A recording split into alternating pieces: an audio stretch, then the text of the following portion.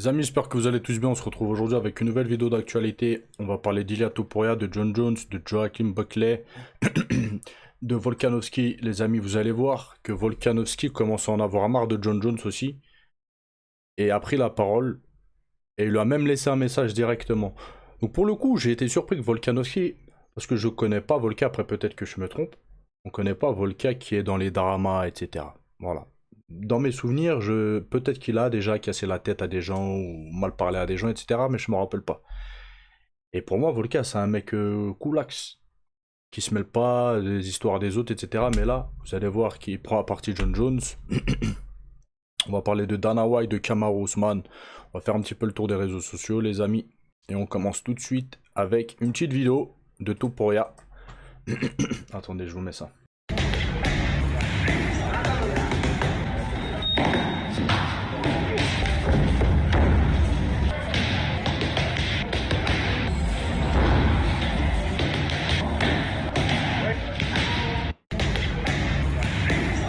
Les gars, avec du recul, je suis extrêmement content que Topuria monte de division et chez les 70 kilos parce que je pense qu'il peut potentiellement nous régaler. Donc au final, je préfère le voir chez les 70 kilos que chez les 66 kilos. Je sais pas ce que vous en pensez. Après, on va voir comment il se débrouille aussi. Hein. Voilà, faut pas parler trop vite. Mais je suis plus hypé voilà, par un Topuria chez les 70 que chez les 66. On continue les amis avec ce face-à-face entre Kamaru Usman et Joachim Buckley. Vous allez voir les amis, regardez Kamaru Usman comment il est déterminé les gars. Joachim Buckley, il fait le mec serein, mais au final, vous allez voir qu'il recule d'un pas. Il y a un mec qui l'a fait il a fait une vidéo d'un autre angle de caméra où on voit Joachim Buckley à un moment donné, il recule. Voilà, il recule d'un pas et à la fin, il baisse la tête. On dirait que Joachim Buckley, les amis, n'est pas très confiant face à Kamaru Usman. Ou peut-être qu'il était jusqu'au face-à-face. Parce que là, Kamaru Usman, les amis, pour moi, dans le face-à-face, il prend le dessus. Hein. Il a un regard. Je sais pas comment vous dire. On regarde.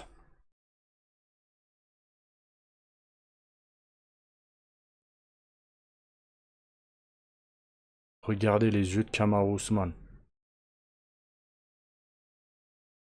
Il est déterminé. Du moins, il semble l'être.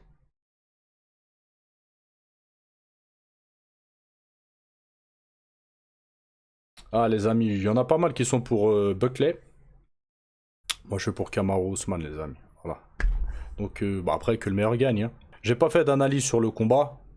J'ai très peu parlé de ce combat-là. Je vais faire une analyse, c'était pas prévu, mais je vais vous faire une analyse très rapidement.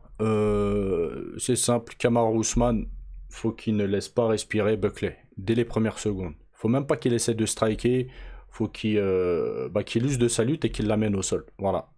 C'est ça, le game plan, c'est ça. Il n'y a pas à chercher. Voilà. Et pour Buckley, bah écoutez, faut qu'il évite d'aller d'aller au sol. Après, il a une très bonne défense de lutte quand même, mais bon, contre Kamaru Usman, parce que Kamaru Usman, les amis, très très gros lutteur. Hein. Contre Kamaru Usman, est-ce qu'il arrivera à défendre? Et s'il arrive à défendre, combien de temps il pourra défendre? Parce que si c'est le Kamaru Usman de quelques années avec un gros cardio, etc., le mec il est chaud. Le mec il a du carburant. Donc voilà, faut que Kamaru Usman amène le combat au sol, ou du moins qu'il reste au corps à corps le plus possible contre le cage, ou voilà, il faut qu'il reste collé à Buckley. Buckley, faut qu'il essaye de striker comme il sait faire, hein. Voilà. Après, on sait qu'Kamaru Usman, il est vieux, c'est vrai. Ça fait un moment qu'il n'a pas combattu. Mais les gars, il a roulé sa bosse dans la cage. En plus, c'est un combattant assez intelligent, qui a l'habitude de gérer ses combats. Il a l'expérience. Après, on a Buckley en face qui est plus jeune, qui est dynamique, qui a la dalle. Voilà, ça va être voilà, ancienne génération contre nouvelle génération, entre guillemets. Que le meilleur gagne, voilà, je pense que potentiellement ça peut faire un beau fight. Mais je pense quand même, malgré ce que beaucoup peuvent dire, que Kamaru Usman peut avoir très rapidement le dessus sur Buckley. S'il arrive à user de sa lutte, et si Buckley a du mal à défendre, il peut amener dans les eaux profondes Buckley, les gars. Voilà. Après, par contre, si Kamaru Usman n'arrive pas à faire son jeu, à lutter, etc., ça peut être compliqué contre Buckley. Mais faut pas oublier que Kamaru Usman tape fort aussi, les gars.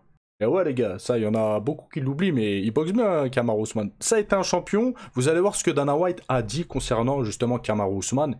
Il a dit quelque chose, je veux votre avis. C'est simple, restez jusqu'à la fin de la vidéo, parce que c'est à la fin de la vidéo, vers la fin de la vidéo qu'on va en parler. Je veux votre avis concernant Kamaru Usman et Georges Saint-Pierre. Parce que Dana White a dit quelque chose, je suis mitigé dans ce qu'il dit, je pourrais pas lui donner tort ou lui donner raison. Mon avis est partagé, voilà. Donc on en parle juste après les gars. On continue les amis avec Francis Ngannou qui a été vu à l'UFC aux côtés de Kamaru Usman. Au début j'ai pas tilté. J'ai dit bah il l'accompagne normal, c'est des potes et tout machin. Mais j'ai vu des commentaires sur internet et je me suis dit ah ouais, il y a des gens ils ont relevé Francis Ngannou à l'UFC les gars. Francis Ngannou est de retour à l'UFC. Je sais pas si vous imaginez.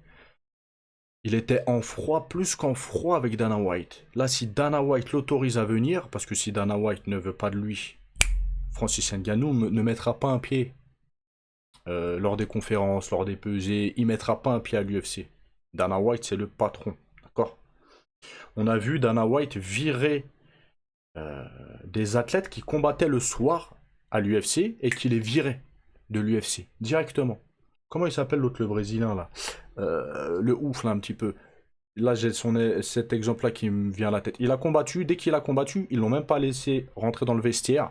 Ils l'ont dégagé à Vegas, dans la rue. Il était encore en short avec ses gants et tout. Il avait fait une vidéo par rapport à ça. Dana White, ils sont bas les reins les gars. S'il veut pas de Francis Ngannou n'aurait pas mis les pieds là-bas. Donc on voit peut-être un rapprochement de Francis Ngannou et Dana White. Parce que même Francis Ngannou, s'il décide de se montrer à l'UFC, les gars, s'il décide de se montrer à l'UFC, les amis, potentiellement, c'est pas pour rien, les gars. C'est pas pour rien. Francis Ngannou, c'est la star d'une organisation concurrente à l'UFC, le PFL. Donc, s'il se montre à l'UFC, est-ce qu'il nous préparerait pas quelque chose, les gars? Je sais pas. On peut se poser la question. En tout cas, ça m'avait pas tilté. Des gens ont relevé ça et je me suis dit, hey, les gens, ils sont trop chauds, en fait. Ils sont trop vifs. Et franchement, bah, je pense que ça pourrait être le cas. Voilà, dites-moi ce que vous en pensez. Si c'est juste anecdotique comme ça, ou si s'il peut y avoir anguille sous roche. On continue les amis, un superbe fight potentiellement qui devrait arriver, c'est Cannonier vs Page. C'est dans mes souvenirs le combattant avec Paddy Pimblett que je suis depuis leur début de leur carrière, je crois. Je les suivais sur Instagram il y a plus de... Eh vas-y, il y a 15 piges. Vas-y, j'abuse. Je sais pas il y a combien de temps, mais ça a été les deux combattants vraiment que j'ai suivis à peu près toute leur carrière. Page et encore une fois Paddy Pimblett. Et Page, les gars, il a un style très particulier, mais très très très efficace. Voilà. Donc contre Cannonier, ça va être un client, mais je pense, les gars, que Page, il y a moyen qu'il le déroule. En tout cas, je suis très hypé par ce fight-là. Je suis très content. Je sais pas ce que vous en pensez. Et j'espère qu'il n'y aura pas de blessure. Les deux pourront s'affronter. Continue les amis avec Ilia Topuria qui parle de Paddy Pimblett, ça chauffe entre les deux. Ça m'étonnerait pas qu'un jour ils s'affrontent. Dana White il va surfer sur leurs problèmes, sur leur histoire pour faire une confrontation, je pense. Voilà, c'est très probable. Donc il a dit quoi Ilia Topuria si on prend Paddy Pimblett? Qui est Paddy Pimblett en ce moment? Honnêtement, si je pouvais choisir un fight, je le combattrais parce que je le déteste. C'est un vrai casse-pied, pour rester poli. Et il l'a traité, etc. Donc les amis, on voit que ça continue à chauffer entre les deux. Un fight entre les deux, moi je suis pour, hein, je signe. De toute façon, on en a déjà parlé, les gars. Je pense que vous aussi, vous êtes... voilà. Et si les deux s'affrontent, bah, je serai pour Topuria. Voilà, tout simplement. On continue, les amis, avec Rico Verhoeven, qui a pris la parole concernant un combat entre Thomas Spinal et John Jones. Donc il déclare que Thomas Spinal écrasera John Jones lors de leur combat. S'ils combattent déjà et après personne ne peut savoir. Voilà. Mais potentiellement. John Jones n'a aucune chance contre Thomas Spinal, croyez-moi. Non, ça n'existe pas. Dans tous les sports confondus, ça n'existe pas. Ne pas avoir la possibilité de remporter... Un combat n'est jamais gagné d'avance. Voilà, c'est clair et net. On en parle souvent assez de ça. On le voit très fréquemment. On l'a vu avec Cédric Doumbé, les amis. Qui aurait pu imaginer qu'un fight allait se dérouler comme ça, que Cédric Doumbé aurait perdu sur une micro-écharde, c'est même pas une épine, je crois, c'est une écharde, wesh. La preuve que dans un fight, tout peut arriver, les amis. Des éléments extérieurs, etc. Bref, tout le temps, je reviens sur ça. Donc, je suis pas d'accord avec Rico Verhoeven. Après, il a pris la parole concernant ce fight-là. Est-ce qu'il est sincère? parce qu'il a tourné avec Thomas Spinal. Il a senti, lui, en tant que champion, peut-être la puissance de Thomas Spinal, etc. Où il dit ça parce qu'il a une affinité avec, ils se connaissent, etc. Voilà, c'est soit l'un, soit l'autre. Soit il défend son pote, soit il le pense vraiment. Voilà. Bon, en tout cas, voilà, il s'est mouillé, il a pris la parole concernant ce fight-là. On continue, les amis, avec Volkanovski, qui a pris la parole concernant John Jones. Attendez, hop, ouais, c'est bon, ça filme. Il a pris la parole et vous allez voir qu'il mâche pas ses mots et ça fait plaisir. Mais vous allez voir que tout le monde commence à en avoir marre. Franchement. Donc il a dit, Volkanovski dit à John Jones à faire preuve de responsabilité en tant que vrai champion. Si tu es un champion, tu défends ta ceinture. C'est une responsabilité. Tu dois être raisonnablement actif. Tu es un champion intérimaire, c'est une évidence de l'affronter. Mais c'est ça que j'arrête pas de vous dire depuis le début, les amis. Normalement, il n'y a même pas de question à poser. Il y a 2 champions dans la catégorie. Il y a le champion titulaire et le champion intérimaire. Ils doivent faire un ralliement des ceintures. C'est une obligation. C'est comme ça. Donc là, c'est ce qu'il est en train de dire. Et il n'y a pas d'autre possibilité. Ouais, mais John Jones, il est vieux. Thomas Spinal, il est jeune, comme certains disent. Ouais, mais John Jones, il pense à son palmarès. Non, non, non, non. T'es champion et champion intérimaire. Tu l'affrontes ou tu dégages. C'est comme ça. C'est les règles, c'est comme ça. Il poursuit en disant, ne freine pas la division. Je sais que ton CV est incroyable. Tu es considéré comme le GOAT. Alors, si tu ne veux pas combattre, prends ta retraite. Que dire de plus? Que dire de plus? Mais John Jones, il pourra même pas répondre, les gars. Il peut pas répondre à Volkanovski. Volkanovski, ça a été pendant des années le champion pound for pound, avant Islam Makhachev. Certes, là, il est sur plusieurs défaites entre Topuria et Islam Makhachev, mais ça reste l'un des plus gros champions que l'UFC ait connu aussi. Je dis souvent ça, mais parce que voilà, là, on parle des meilleurs champions, là, ces derniers jours. Il va dire quoi, John Jones?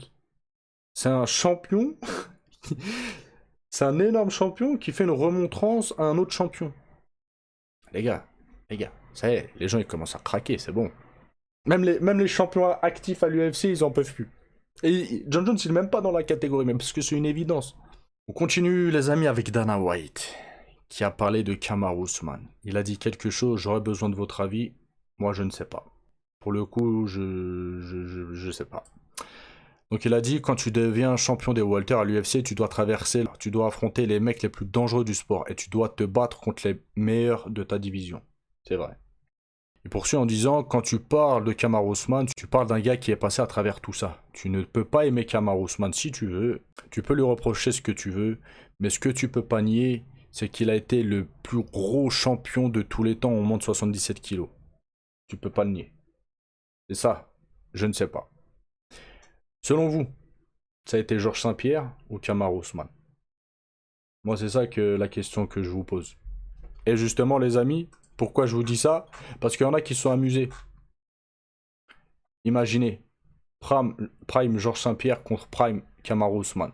Vous en pensez quoi, les gars? Ça, c'est un fight, j'aurais vraiment aimé qu'il ait lieu, les gars. Après, Georges Saint-Pierre, les amis, vous savez qu'il est pas si vieux que ça, hein, je crois qu'il a 44 ans, je crois, quelque chose comme ça. Ouais, il est un peu plus vieux que Kamaru Usman, ouais, ils ont 7-8 ans de...